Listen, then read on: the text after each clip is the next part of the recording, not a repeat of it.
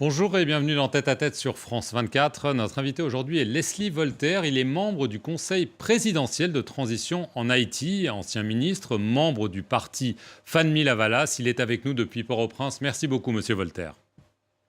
Merci, M. Perraman, et merci à tous les téléspectateurs de France 24. Alors, ce conseil de transition compte 9 membres. Il a prêté serment le 25 avril. Il doit désigner un nouveau gouvernement et surtout organiser de nouvelles élections au plus tard le 7 février 2026. Étant donné la situation humanitaire, la situation sécuritaire en Haïti, est-ce que c'est réaliste? Je pense que c'est réaliste parce que les circonstances nous permettent de penser, d'être optimistes.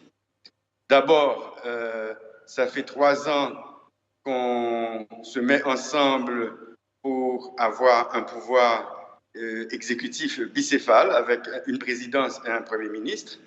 C'est arrivé. On a pu se mettre ensemble pour former un conseil présidentiel de 9 membres. C'est arrivé.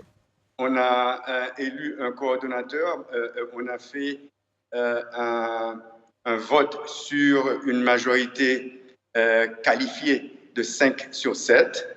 C'est arrivé. On a une présidence en rotation de 4 candidats qui s'étaient présentés et on aura 5 mois chacun à coordonner le conseil présidentiel, étant donné que le conseil présidentiel, c'est lui qui a le pouvoir, mais le président du conseil est un coordonnateur et a des fonctions de représentation.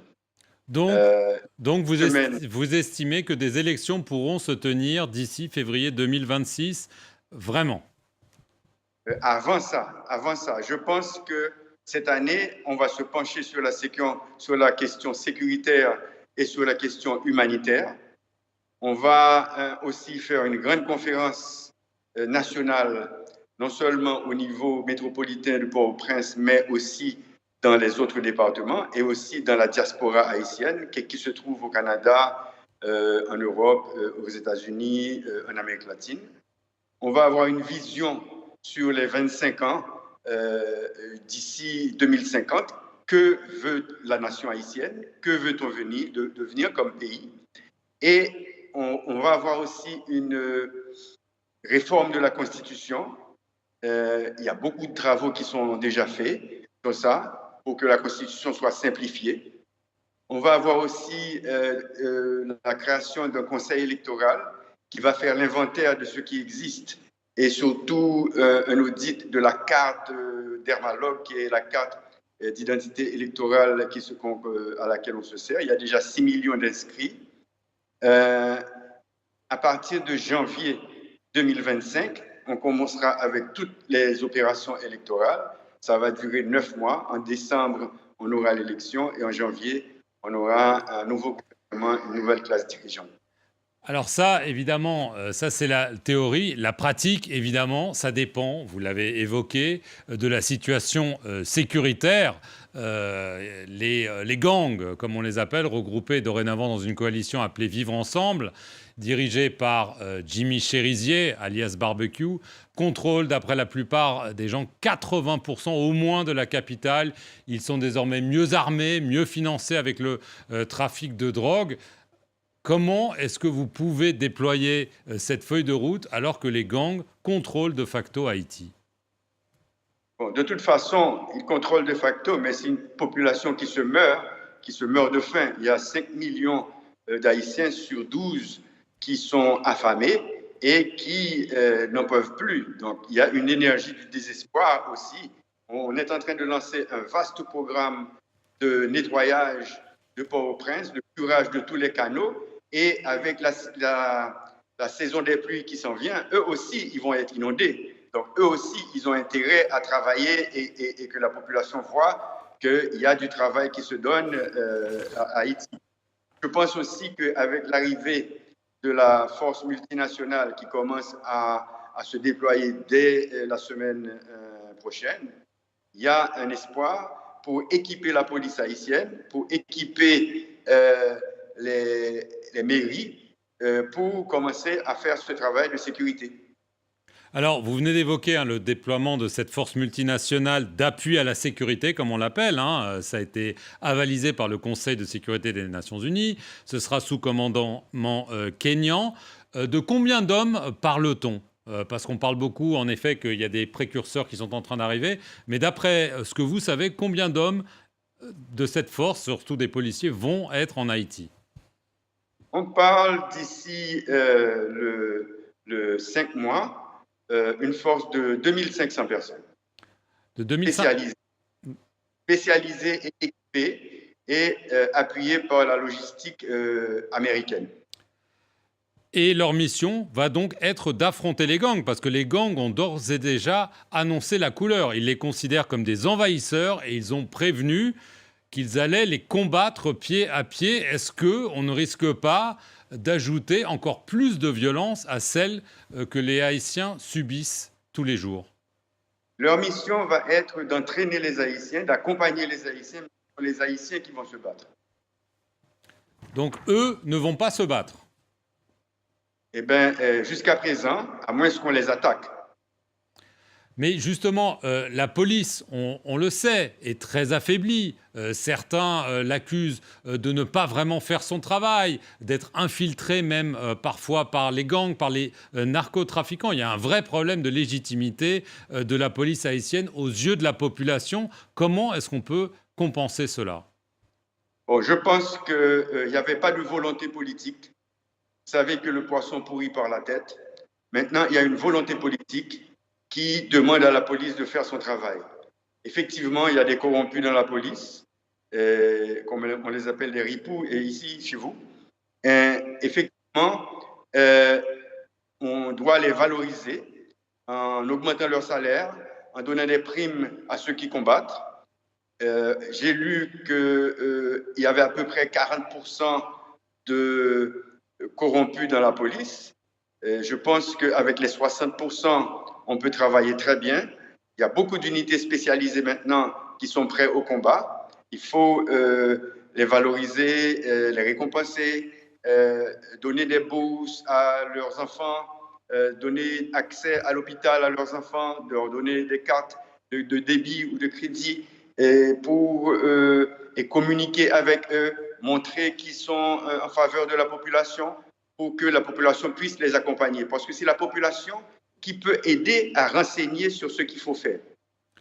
Alors, on sait que les interventions internationales en Haïti, ça crée évidemment des tensions parce qu'il y a eu des précédents souvent malheureux. Est-ce que vous ne craignez pas que cette force multinationale, si jamais la situation ne s'améliore pas très vite, va faire face à ces doutes, voire à ce rejet de l'intervention extérieure? Bon, je pense que vous avez raison, mais si cet accompagnement à la police donne des résultats, ce sera très, très, très bon pour cette force. Mais il va falloir que ces résultats soient rapides et visibles. Eh bien, c'est sur ça qu'on travaille. Alors, on a des réunions avec eux et c'est sur ça qu'on travaille. Alors, la question se pose aussi, que faut-il faire avec les gangs? Faut-il les éradiquer, ce qui veut peut-être dire encore plus de violence, ou faut-il négocier, quitte à accorder une amnistie au nom de la paix civile? Je pense qu'on ne peut pas négocier en état de faiblesse. Si on a de la force, on peut faire plusieurs opérations, les contenir, démanteler ceux qui sont les plus dangereux, les plus barbares, consolider le terrain sur les lieux qui sont perdus et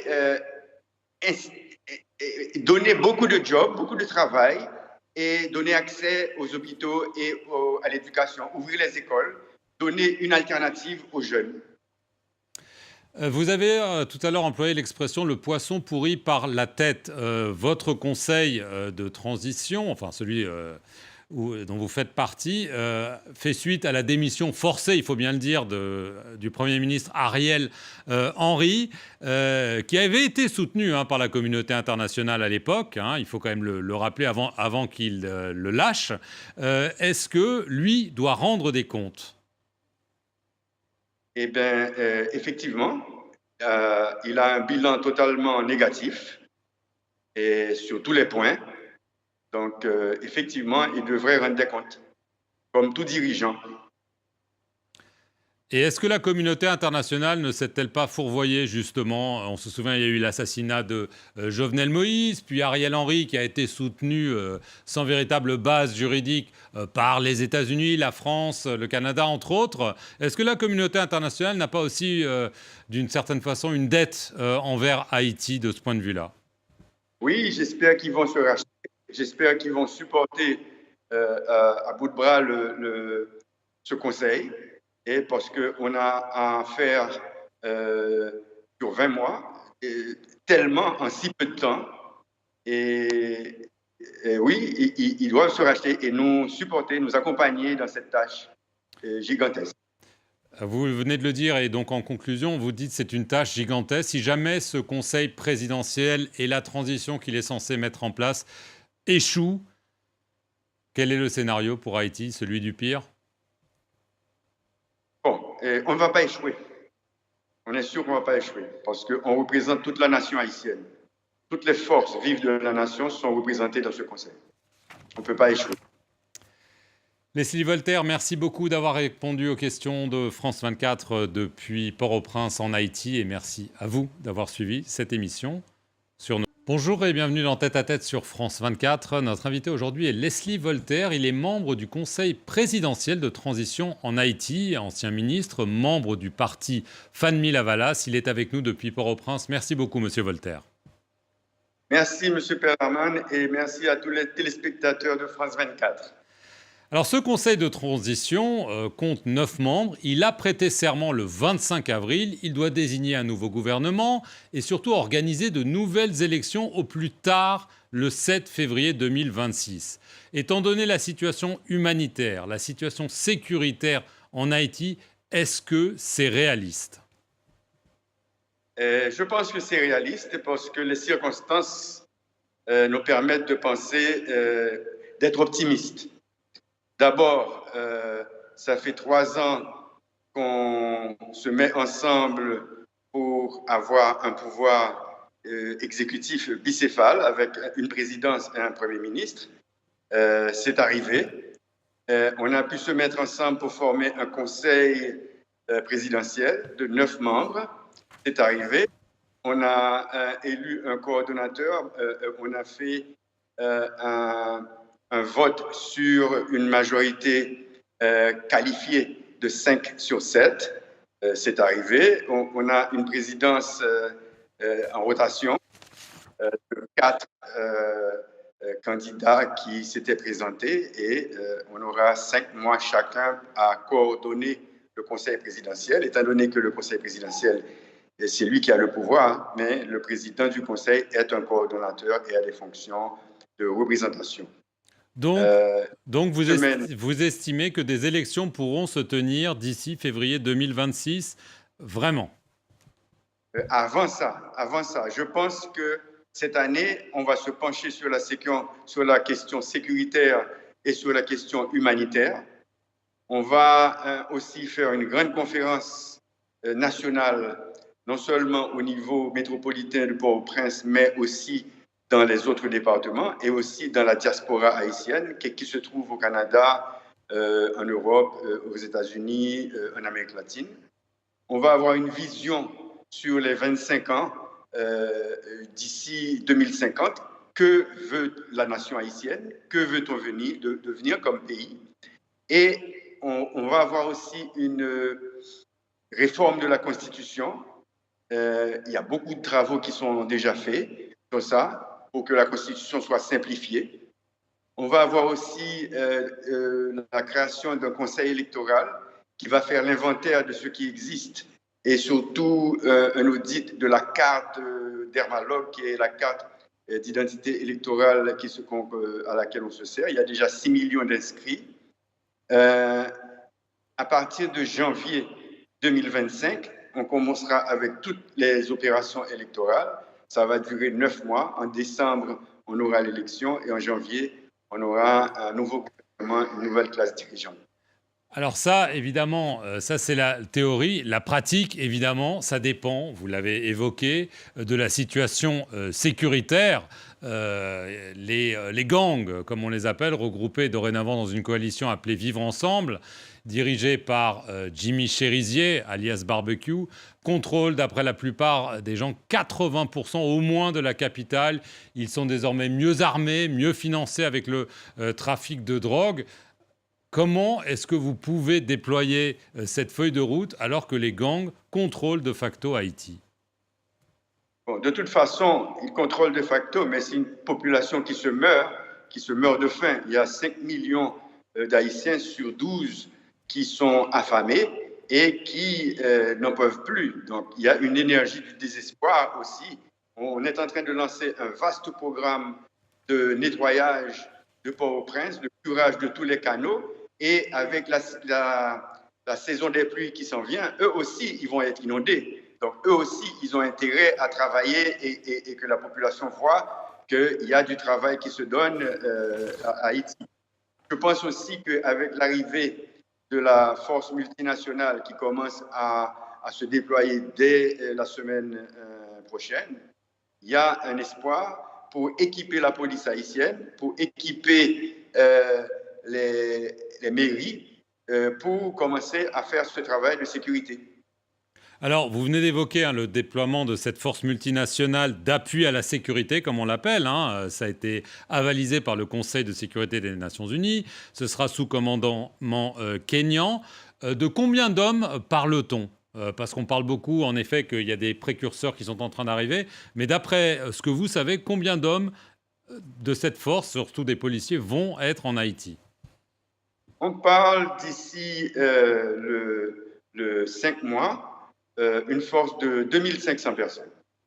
De 2500 spécialisées et équipées et appuyées par la logistique américaine. Et leur mission va donc être d'affronter les gangs, parce que les gangs ont d'ores et déjà annoncé la couleur. Ils les considèrent comme des envahisseurs et ils ont prévenu qu'ils allaient les combattre pied à pied. Est-ce qu'on ne risque pas d'ajouter encore plus de violence à celle que les Haïtiens subissent tous les jours? Leur mission va être d'entraîner les Haïtiens, d'accompagner les Haïtiens qui vont se battre. Donc eux ne vont pas se battre? Eh bien, jusqu'à présent, à moins qu'on les attaque. Mais justement, la police, on le sait, est très affaiblie. Certains l'accusent de ne pas vraiment faire son travail, d'être infiltrée même parfois par les gangs, par les narcotrafiquants. Il y a un vrai problème de légitimité de la police haïtienne aux yeux de la population. Comment est-ce qu'on peut compenser cela? Bon, je pense qu'il n'y avait pas de volonté politique. Vous savez que le poisson pourrit par la tête.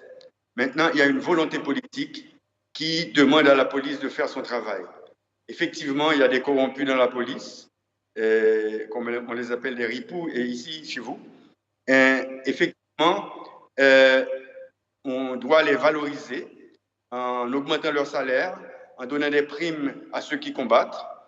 J'ai lu qu'il y avait à peu près 40% de corrompus dans la police. Je pense qu'avec les 60%, on peut travailler très bien.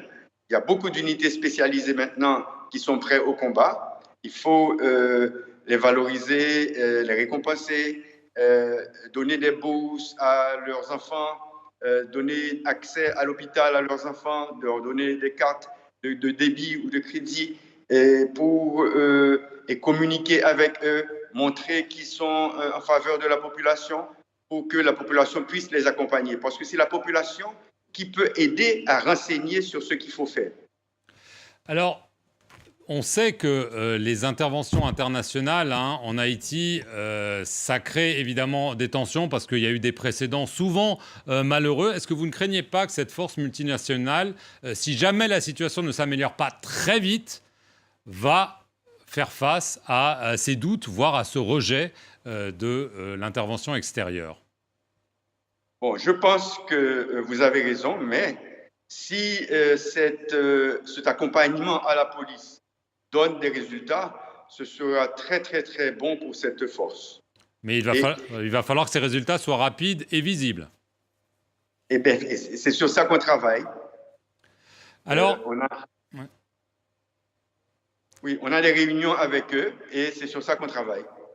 Alors, la question se pose aussi, que faut-il faire avec les gangs? Faut-il les éradiquer, ce qui veut peut-être dire encore plus de violence, ou faut-il négocier, quitte à accorder une amnistie au nom de la paix civile?